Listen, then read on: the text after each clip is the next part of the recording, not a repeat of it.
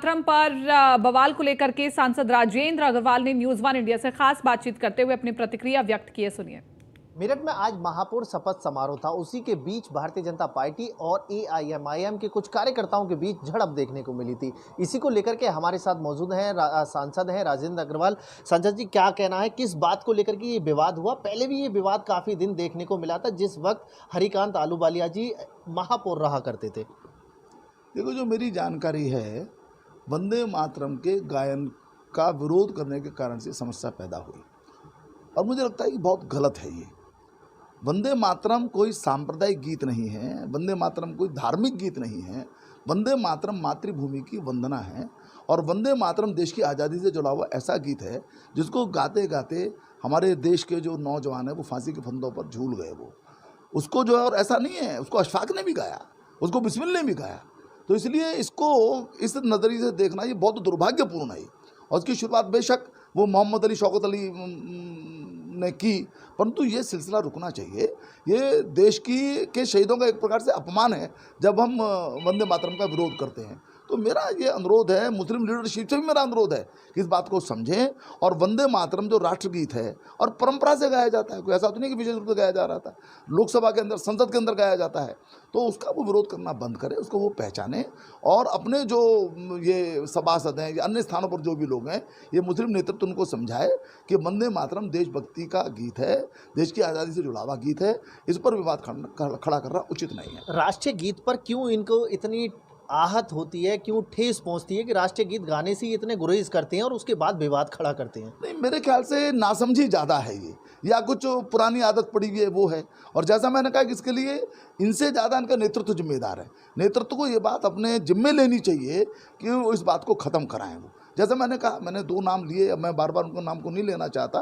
उस वक्त कांग्रेस के अधिवेशन में उन्होंने विरोध किया था, लेकिन उसके बाद जो कुछ 2 स्टैंजा जो इस गीत के मान्य किए गए, उसके ऊपर किसी भी प्रकार का विवाद करना ये अच्छी बात नहीं है। ये एक प्रकार से, मैं फिर कह रहा हूँ, ये शहीदों का अपमान है, शहादत का अपमान है।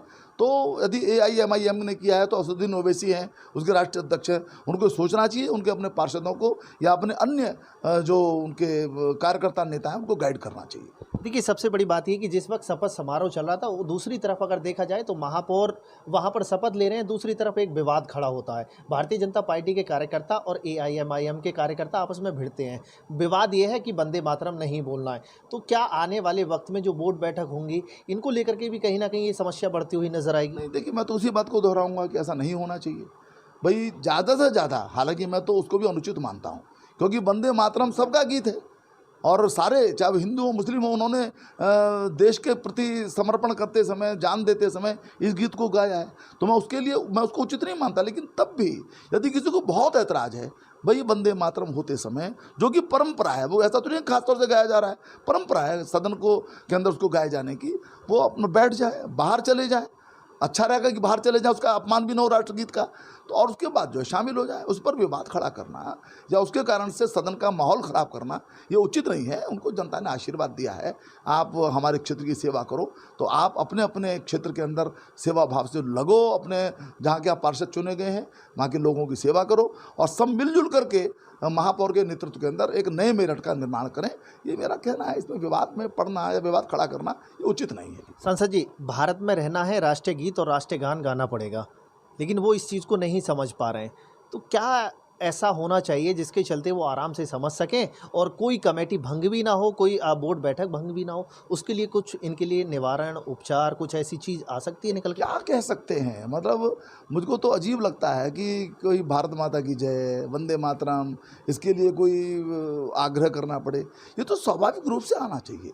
जैसे हम माता पिता की सेवा करते हैं, उसी प्रकार से मातृभूमि की सेवा करते हैं। तो इसके अंदर किसी प्रकार का विवाद होना ही नहीं चाहिए। और इसलिए मैं फिर कह रहा हूँ कि ये दोष इन लोगों का नहीं है, ये दोष इनके नेतृत्व का है। इनके नेतृत्व को सोचना चाहिए कि ये देश है, भारत हमारा देश है, हम सब इस भारत माता के पुत्र हैं, हमारे यहाँ की अलग ट्रेडिशन है, हम यहाँ अपनी मातृभूमि को पूजते हैं, हम मातृभूमि को मान देते हैं। कोई इसमें शिरकत का है, वो कहते हैं शिरकत का कुफ्र इसके अंदर हो जाता है। कुछ नहीं है, कोई शिरकत की बात नहीं है। अल्लाह अल्लाह है, भगवान भगवान की जगह है, लेकिन जो है मातृभूमि की पूजा कोई करते हैं तो ये शिरक नहीं है। तो इसमें से इन बातों को समझना चाहिए। और बहुत सारे मुस्लिम विद्वानों ने ये बात कही भी है कि इसका उसके अंदर कोई शिर्क माने उसका कोई अपराध नहीं होता है। तो इस बात को समझना चाहिए। एक जिसे कहते हैं कि गुड सेंस शुड प्रिवेल, एक जो समझदारी है वो उसकी जीत होनी चाहिए।